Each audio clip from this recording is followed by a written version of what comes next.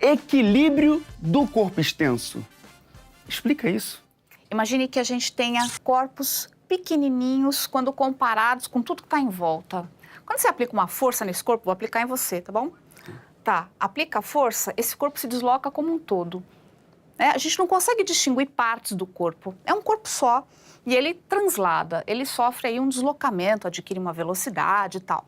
Mas, se esse corpo é extenso, que é a palavra que a gente usa na física, ou seja, se ele é grande quando comparado, inclusive com um corpo que vai aplicar força nele, então fica com os pés no chão, tá? Firme.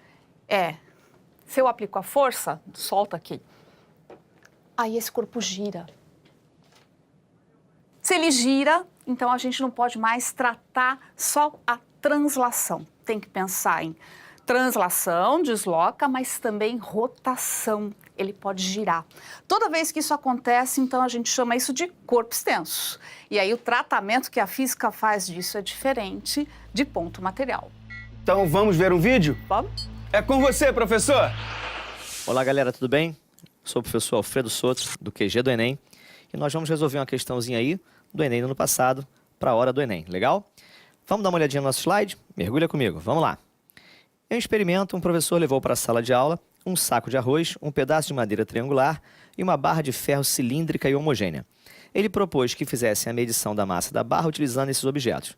Para isso, os alunos fizeram marcações na barra, dividindo-a em 8 partes iguais, e em seguida apoiaram-na sobre a base triangular com o saco de arroz pendurado em uma de suas extremidades até atingir a situação de equilíbrio. Belezinha?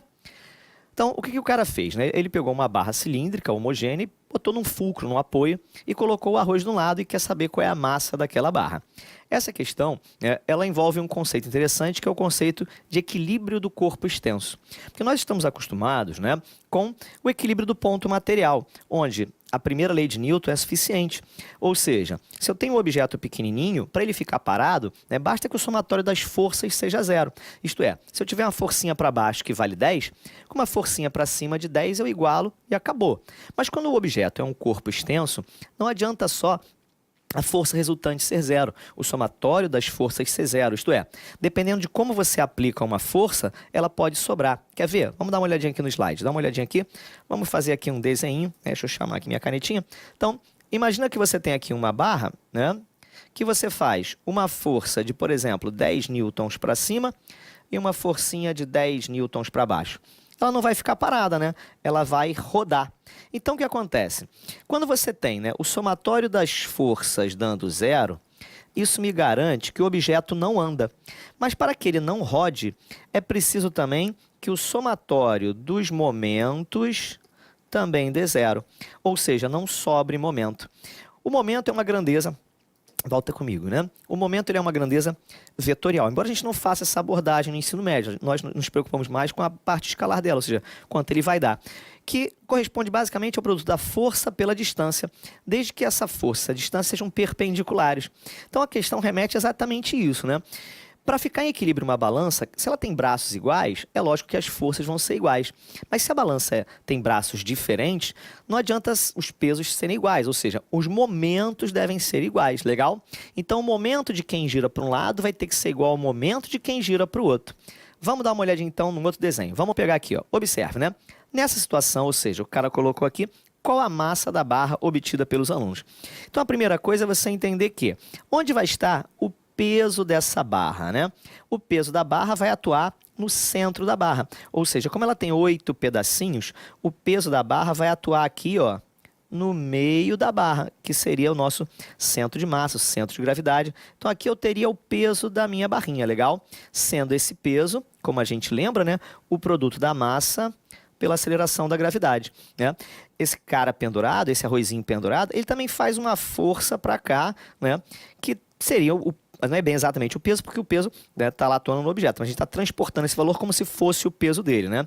Então aqui eu teria uma força para baixo que seria igual ao peso dele, ou seja, a massa dele vezes gravidade. Onde essa massa aqui, né, é essa massa de 5 kg, beleza? Vezes a gravidade, que é 10. Então, para esse cara ficar em equilíbrio, não basta que esse peso seja igual a esse, não é isso? Eu vou ter que ter o somatório dos momentos dando 0. Ou seja, o momento de quem gira para um lado tem que ser igual ao momento de quem gira para o outro, legal? Essa força tende a girar para cá em relação a esse apoio. E essa força tende a girar para cá em relação a esse apoio. Então eu vou precisar dessa distância, que eu vou chamar aqui cada pedacinho de D, tá vendo? Então eu vou chamar essa distância de 3D. E vou chamar essa distância de D. Então o momento de um lado vai ser esta força aqui, né? Este F ou P' vezes essa distância que é 3D, sendo igual a esta força aqui, que no caso é o meu peso aqui, né, da barra, vezes D. A gente pode cortar o D que aparece dos dois lados, né? E agora a gente substitui. O F, ele vale 5G vezes 3, né? 5G é o valor da força, que é o P', e esse peso é mg. Conclusão, a gravidade não vai atrapalhar, a aceleração da gravidade vai sumir, então essa massa vai dar o valor lá de 15 quilogramas aí, né? O Enem aí pegou um pouquinho por esse excesso de algoritmo significativo, mas não tem problema, né? A interpretação é essa. Ou seja, a massa que a gente vai ter que ter 15 quilogramas, legal? Esse conteúdo é um conteúdo bastante interessante, né? Porque ele remete não só a somatório das forças da zero, né? A primeira lei de Newton, do cara parado, mas sim também ao somatório dos momentos dando zero. É o equilíbrio do corpo extenso. Basicamente, um assunto muito legalzinho que se resume aqui. Olhar para o cara, para o corpo extenso de uma outra forma, analisando outras coisas além da sua força, legal? Esse tipo de cálculo é muito difícil de fazer? Não, não é difícil desde que você conheça bem as leis de Newton. Porque basicamente o que está acontecendo aí nesse exercício é a aplicação dessas leis. O que que diz a segunda lei de Newton? Importantíssima. Ela diz que força é igual a massa vezes aceleração. Tem um detalhe, né? Não é só saber a lei, a gente precisa saber visualizar a aplicação da força. Então, o caráter vetorial da força é importantíssimo nesse tipo de exercício.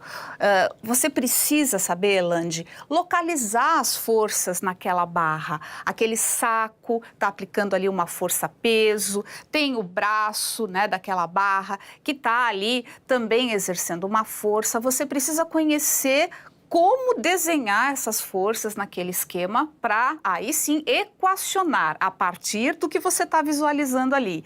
Igualar as forças, né, já que tem ali uma situação de equilíbrio, e igualar os momentos das forças também. Não é difícil, tá? Tem coisa muito mais difícil. E se eu tiver dúvida, então? Você pode buscar em livros didáticos de física do primeiro ano do ensino médio, onde você vai encontrar as leis de Newton, que eu comentei, e também um capítulo especial que nem sempre é estudado com detalhes, um capítulo especial que se chama Equilíbrio do Corpo Extenso, que é aquilo que a gente estava conversando, né? E ali você vai encontrar passo a passo como aplicar essas forças todas. Você também pode buscar na internet algumas simulações que permitem que você aplique a força que você quiser naquela barra. Imagina uma gangorra. Então ela tem ali um ponto de apoio e aí você consegue colocar sobre os lados da gangorra corpos de massas diferentes. E aí você consegue conferir em que situação você vai fazer com que essa gangorra permaneça naquela posição horizontal, que a gente está chamando ali de equilíbrio. E você vai perceber que, assim como no exercício, você não precisa colocar corpos nas extremidades da gangorra. Você pode mudar a posição dos corpos e dependendo da massa, que no caso vai acabar provocando a força, né? Dependendo da posição que você coloca esses corpos, você consegue equilibrar a gangorra sem ser pelas extremidades.